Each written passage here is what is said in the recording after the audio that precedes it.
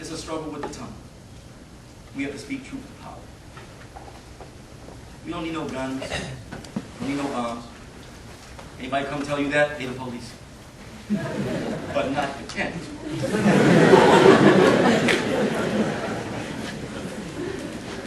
That's what happens to us.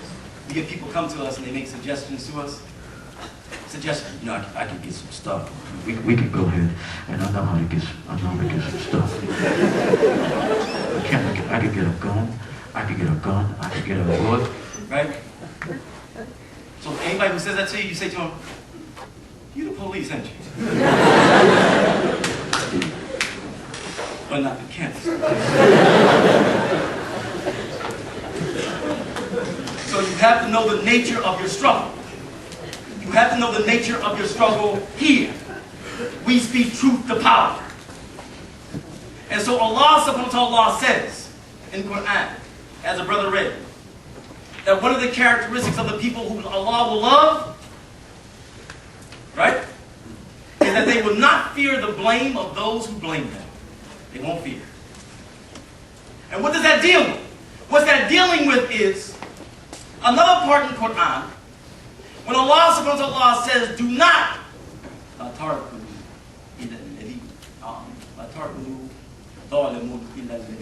do not rely, do not rely on, do not lean on, do not rely on those who oppress. Mufassirin said that what that means is that do not accept their feelings, their concepts, or opinions. Do not accept the feelings, the concepts, or opinions of those who oppress. And then what does Allah say? Or two things will happen. You will not be given victory, and you will touch the fire. The fire will consume you. You will not be given victory, and the fire of hell will consume you. That's 11:113. Surah Al-Hud, ayat 113. Go check it out. Check out the tafsir on it. Do not accept the feeling, the concepts, or the opinions of those who oppress. So our challenge in speaking the truth, of course, is going to be fence or wall. Terrorist or freedom fighter? What definition are you talking about? Suicide or martyrdom? Takbir! Weak Allahu Akbar. Takbir! Whose definitions are we following? CNN's? Fox News? Whose definitions are you following? If we're going to wage this struggle, if we're not going to be silent, because we know that silent means consent. Silent means that we agree with what's going on. We agree with those of our brothers in prison who are languishing in prison in this country. For nothing, have not done anything, haven't broken any laws, but they're in prison. Guantanamo. Being silent about Guantanamo, being silent about Iraq and Afghanistan, being silent about Palestine. Silent means consent. Silent means we agree. And so when we speak truth to power, whose definitions are we using? Because if we're using their definitions, we're not speaking truth to power. The definitions must come from Quran and Sunnah. That's the definition. So yes, we can talk about Hezbollah. Heck yeah. Talk about Hezbollah. We can talk about Hezbollah, we can talk about the weather. Yeah, we can talk about Hamas. You're doing right, we can talk about Hamas. What's wrong with that? Because if you start getting squeamish and stuff, whose definitions are you following? We don't follow their definitions. When we speak truth to power, they're our definitions. The Quran's definitions. The Prophet Muhammad sallallahu alaihi wasallam, his definitions. So no, you say terrorist, we say freedom fighter. What are you talking about? And so this is our challenge. Are we going to be willing to come with these definitions? Are we going to be willing to bring it? To bring it, y'all. Because one of the things that we have to do, and you're doing it, MSA, on your level, is we have to keep this thing going.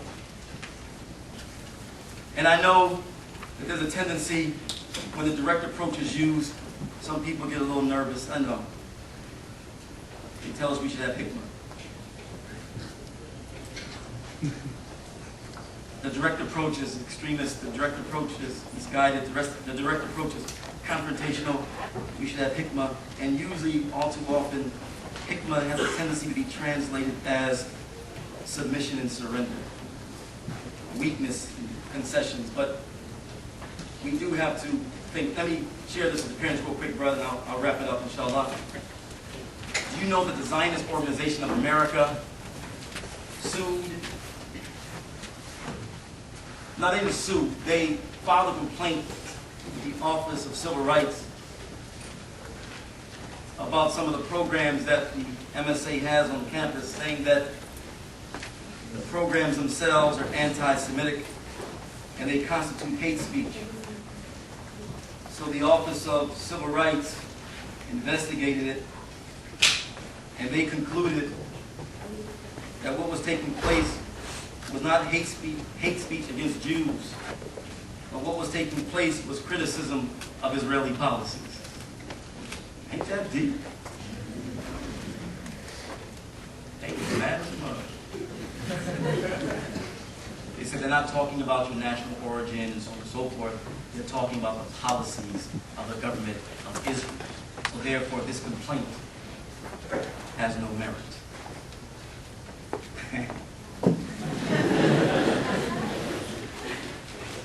There are attempts to try to stifle dissent. There are attempts to try to deny the Muslims of their First Amendment rights were foiled. And that should be shared with other campuses too. That the U.S. government Office of Civil Rights, under the administration of the dumbest president in the history of this country, concluded that it was not hate speech. It was not hate speech. They were criticizing the policies of the government of Israel and not attacking the national origin of Jews. Ain't no law deep. That's what happens. We just keep coming. We just keep coming. Standing on this truth. Stand on it. Don't compromise. Just keep coming. And then leave the rest to Allah subhanahu wa ta'ala.